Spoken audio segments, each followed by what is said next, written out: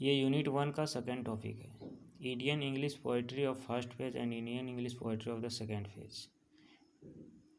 तो चलो हम डिस्कस करते हैं। Indian English poetry of first phase was the period of literary.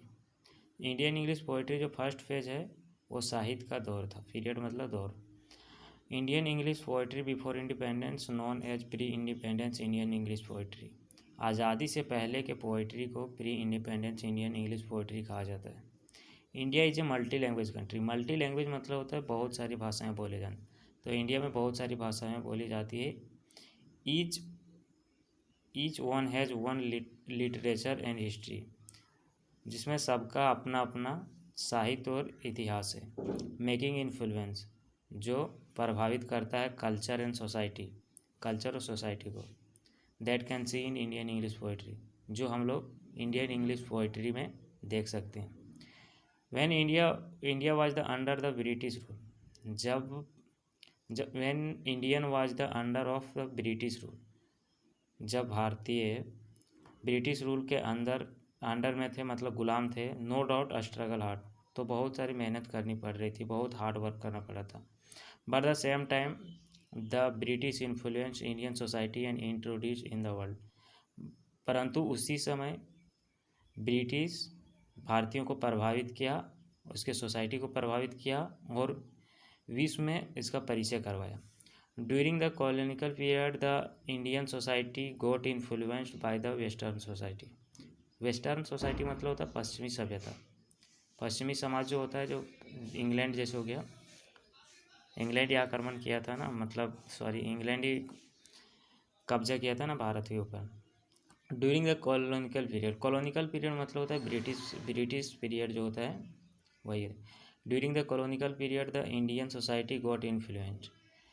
British period के दौरान मतलब कॉलोनिकल पीरियड के दौरान भारतीय समाज को प्रभावित किया जा रहा था बाय द वेस्टर्न सोसाइटी, पश्चिमी सभ्यता से। सोशली, पॉलिटिकली एंड कल्चरली, सामाजिक रूप से, राजनीतिक रूप से और कल्चर के रूप से। Western culture and education influenced, western culture था और एजुकेशन वो इन्फ्लुएंस किया इंडियन को।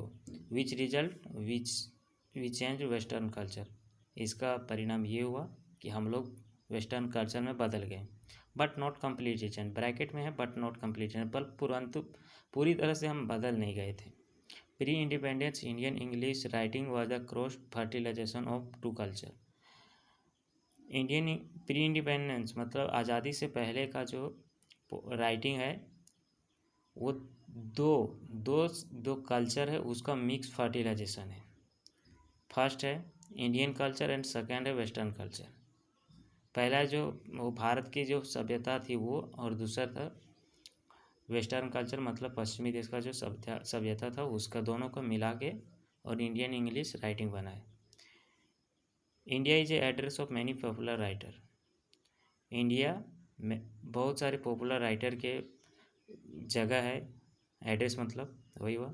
हु इन्फ्लुएंस इंटायर जनरेशन, जो पूरी इंटायर जनरेशन मतलब पूरी जनरेशन को प्रभावित करता है। It is a field of author, और ये एक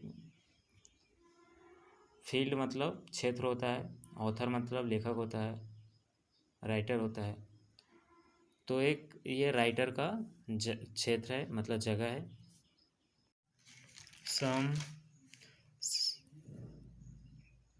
सम of them HLB Derozio, Toru Dutt, Manmohan Ghosh, Rabindranath Tagore, Sarojini Naidu, Aurobindo Ghosh as well. उनमें से कुछ पोएट के नाम लिखा हुआ है जिसमें HLB डेरिजियो है, तोरू दत्त है, मनमोहन घोष है, रविंद्रनाथ टैगोर है, सरोजनी नायडू और अरविंदो घोष है।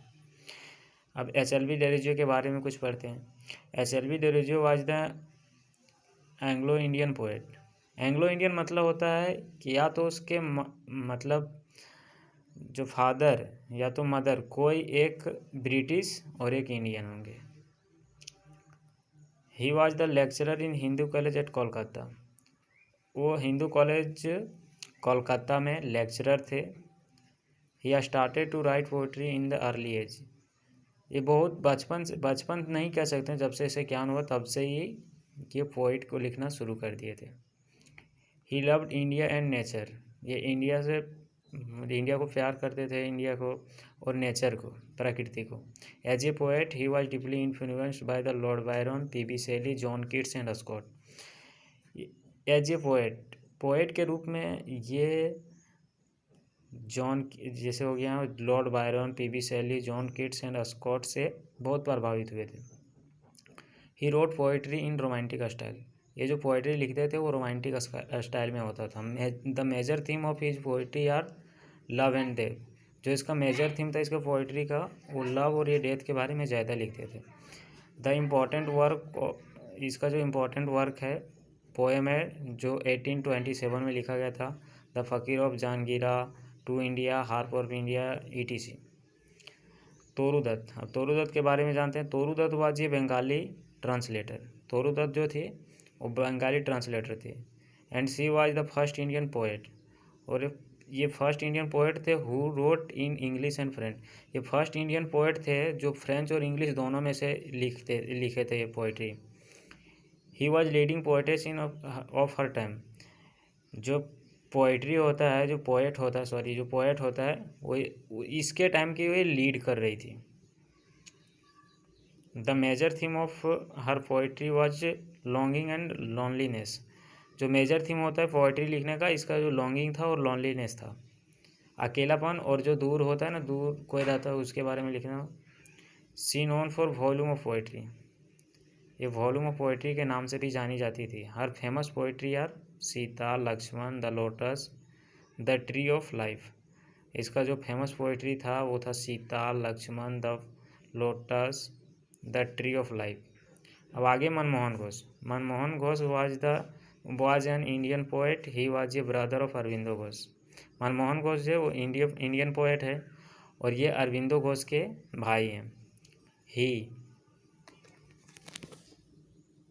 ही wrote poem after some year of HLB Derozio. HLB Derozio जिसके बारे में अभी हम पढ़ चुके हैं, उसके कुछ साल बाद ये लिखना स्टार्ट किए थे poem. His famous work are the garden passion to his mother. इसका जो फेमस वर्क है वो द गार्डन पैशन है, टू हिज मदर है। अब आगे पढ़ते हैं रविंद्रनाथ टैगोर। रविंद्रनाथ टैगोर के बारे में आप सभी जानते ही होंगे। Rabindranath Tagore was the most striking figure in Indian English literature.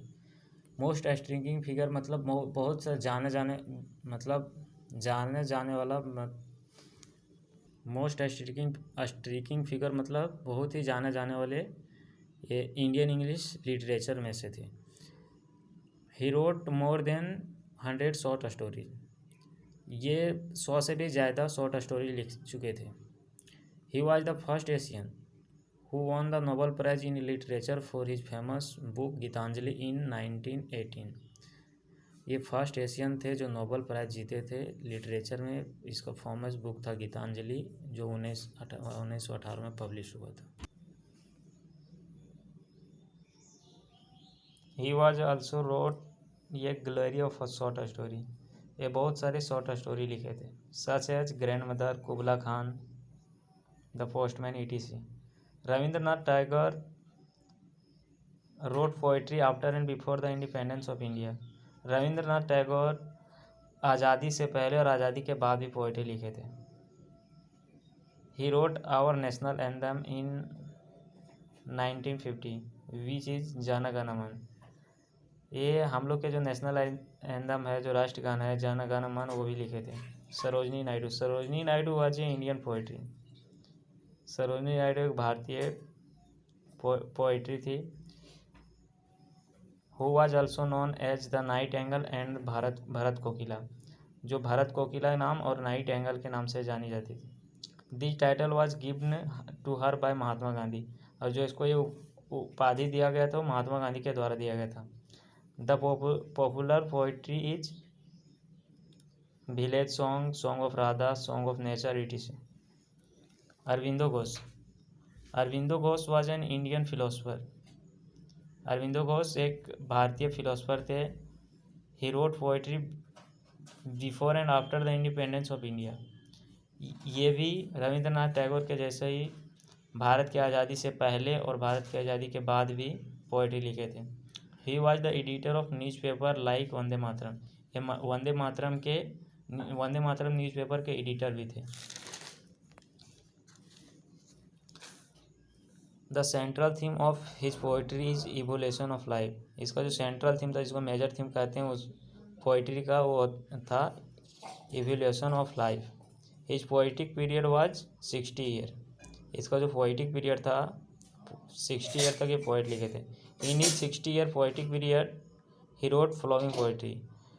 60 year के पोइटिक पीरियड में ये निम्नलिखित पोइट मतलब पोइट्री लिखे थे: rose of code, the tiger and the deer, etc।